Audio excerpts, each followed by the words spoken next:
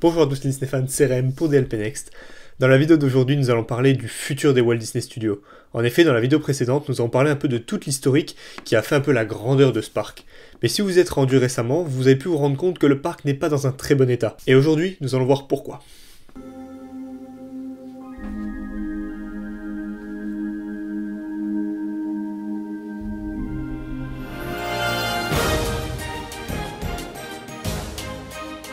Comme dit dans cette introduction, si vous êtes rendu récemment sur les parcs Walt Disney Studios, vous avez pu apercevoir qu'il y a pas mal de palissades et que le parc est vraiment réduit. Je vous ai parlé de Rock'n'Roller Coaster, d'Armageddon. Aujourd'hui, toutes ces attractions sont fermées. Mais alors pourquoi elles sont fermées? Selon moi, tout commence le 28 février 2018.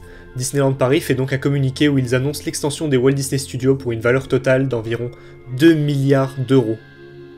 2 milliards d'euros, pour vous donner un peu une estimation, le parc Disneyland Paris à son ouverture a coûté 7,1 milliards de francs, ce qui équivaut aujourd'hui à environ 1,2 milliard d'euros. On a donc un parc qui potentiellement coûte 2 fois plus cher que le parc principal. Bon, autre époque, autre valeur de l'argent, ce n'est pas pareil, mais juste pour vous donner une petite idée, ça vaut à peu près la même chose que le parc principal, donc il y a pas mal de travaux prévus, mais cela est réparti sur plusieurs années, nous allons en parler tout de suite. La descente aux enfers des Walt Disney Studios a donc commencé le 31 mars 2019 avec la fermeture d'Armageddon. Pour l'occasion, Disneyland avait prévu quand même une petite cérémonie de fermeture avec pas mal de spectacles, et surtout une dernière visite possible de l'attraction Armageddon. Alors certes, ce n'était pas l'attraction la plus appréciée des visiteurs aux Walt Disney Studios, mais cela marque vraiment le déclic au moment où les Walt Disney Studios ont commencé à diminuer en intérêt par rapport au parc principal, et où le nombre d'attractions a commencé à réellement chuter dans le parc. S'en est ensuite suivi plus récemment, donc en septembre, la fermeture de Rock'n'Roller Coaster, toujours pareil avec une petite cérémonie de fin et un petit événement Insiders qui n'a pas plu à tout le monde, et la fermeture de Studio Tram Tour plus récemment. Néanmoins, Motor Action Show est toujours au programme et cela se passe toujours très bien. Bon, actuellement c'est le confinement donc tout ne se passe vraiment pas très bien, mais je veux dire en temps normal, le spectacle se déroule normalement, mais seulement toute la partie de backlot est entièrement fermée, rendant le parc bien plus petit et bien moins intéressant puisque moins d'attractions quoi. On va pas se mentir que Rock'n'Roller Coaster et Studio Tram Tour prenaient une certaine place dans les Walt Disney Studios et que maintenant ça fait légèrement plus vide. Le parc donne maintenant un aspect vraiment un peu plus faible, vraiment un peu appauvri par rapport à ce qu'on a connu par le passé. Mais quel futur Disney prévoit pour les Walt Disney Studios et en quoi consiste ce plan d'extension d'environ 2 milliards d'euros? Alors avec 2 milliards d'euros, on peut se dire qu'il va se passer des choses extraordinaires. Ce n'est pas la moitié de ce que Disneyland a prévu. Disney a vraiment mis les petits plats dans l'écran et a prévu 3 nouveaux lands. Tout d'abord le Marvel Campus qui est prévu pour 2021, alors en espérant que ce ne soit pas reporté avec tous les problèmes actuels sur le parc. Le Land Frozen qui est prévu pour 2023 et enfin le Land Star Wars qui est prévu pour 2024-2025, donc une date assez éloignée. On observe donc que tous ces lands ne sont pas prévus en même temps, le parc va donc s'agrandir au fur et à mesure, mais que vont contenir ces lands au juste? Nous allons commencer par le Marvel Campus, qui n'est en réalité qu'une rethématisation de backlot. En effet, les attractions donc Armageddon et Rock'n'Roller Coaster ont déjà commencé à fermer, et les travaux ont déjà commencé pour ce qui va être des nouvelles attractions de ce land. On nous annonce donc pour l'instant une rethématisation autour d'Iron Man pour Rock'n'Roller Coaster, nous pourrons donc suivre les aventures de Tony Stark et le suivre à toute allure dans un ride. Je pense qu'ils vont garder honnêtement le tracé de Rock'n'Roller Coaster, mais nous mettre quelques petites choses en plus, et surtout une thématisation autour d'Iron Man et de Marvel, qui risque d'être super intéressante. On regrettera quand même notre ancienne ambiance un peu rock'n'roll de cette attraction, mais bon, le changement peut avoir du bon, je demande à voir. Pour ce qui est d'Armageddon, les gens vont être beaucoup plus contents, puisqu'on nous annonce un New World Engineering Brigade, donc si on résume un peu tout ça, ça nous fait web, toile d'araignée, on sent le truc arriver. En effet, une attraction autour de l'univers de Spider-Man avec un tout nouveau système d'animatronics qui a été un peu teasé lors de la série Imagineering, je crois que c'est comme ça qu'elle s'appelle, sur Disney+. Bon, pour l'instant, c'est pas encore accessible pour nous, mais je vous invite à la voir dès que possible, puisqu'on nous parle enfin d'animatronics cascadeurs. Alors, on peut imaginer un Spider-Man passer au-dessus du ride comme ça en animatronics, qui donnerait vraiment un aspect grandiose et vraiment réaliste à la chose, mais je ne suis pas sûr de cela, et pour l'instant, encore rien n'a été vraiment annoncé. On nous a annoncé une toute nouvelle technologie pour ce ride, quelque chose d'inédit, donc de quoi nous faire un peu saliver, quoi, quand même, on a envie d'en voir plus. Mais pour l'instant, on ne sait pas plus. On sait que ça va être thématisé autour de Spider-Man. Le surnom Web nous a quand même donné un gros indice, et puis les quelques visuels de l'attraction nous montrent Spider-Man évoluer avec les visiteurs. Donc on peut attendre quelque chose de grandiose et technologiquement parlant, quelque chose de vraiment nouveau. Alors moi je m'imagine un peu quelque chose dans le genre de Ratatouille à son ouverture, vraiment ça a été révolutionnaire.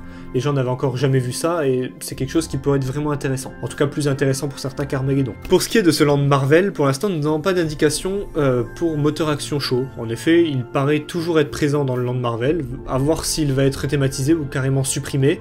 N'hésitez pas dans les commentaires à nous dire ce que vous en pensez, et surtout, qu'est-ce que vous pensez qui va se passer de ce spectacle. Spectacle que j'aime bien, mais que je n'ai pas vu depuis un petit moment. On verra bien par la suite. Nous allons maintenant passer au land suivant, donc dans l'ordre chronologique, ce sera le land Frozen qui va être créé par la suite, et là vraiment Disney met le paquet. En effet, ce n'est pas une rethématisation, c'est quelque chose de tout nouveau. C'est donc pour cela que Studio Tram Tour a fermé, pour laisser la place à un grand corridor nous menant tout droit sur un lac d'environ 30 hectares, soit environ 30 000 mètres carrés, soit environ 4 terrains de foot de grand. Donc je sais pas si vous vous rendez compte un peu de l'ampleur des travaux que Disney est en train de réaliser. On nous parle donc du coup d'un lac, sûrement peut-être un spectacle de nuit sur ce lac, on peut même imaginer une parade à bateau. C'est ce qui existe déjà dans d'autres parcs Disney, je vous mets quelques petites vidéos pour vous teaser un petit peu la chose. On peut imaginer du coup qu'il y a pas mal de possibilités autour de ce lac et que ça pourrait créer une vraie animation. En plus de ça, du coup le Land Frozen qui nous annonce du coup une montagne de 40 mètres de haut, mais c'est vraiment quelque chose de grandiose. 40 mètres pour vous donner aussi une idée, c'est la taille de Space Mountain, donc quelque chose de vraiment très grand. On nous annonce donc ce lac, cette montagne, et donc dans tout ça, une attraction, un restaurant et une boutique. Ah, c'est là où un peu la hype descend un peu, parce qu'au final, ça ne paraît pas être grand chose de plus que ce qu'il y a actuellement, par exemple dans le Land de Paris et le Land Ratatouille. Bon, à voir par la suite, autant de travaux, une si grande place pour finalement peut-être pas grand chose. Bon, on attend quand même une attraction grandiose, hein, je pense vraiment à un Dark Ride, vraiment complet autour de la Reine des Neiges, quelque chose de vraiment nouveau, qu'on aurait nulle part ailleurs, hein, j'espère bien. Mais pour l'instant, si peu de choses, ça tease moyen quand même. Hein.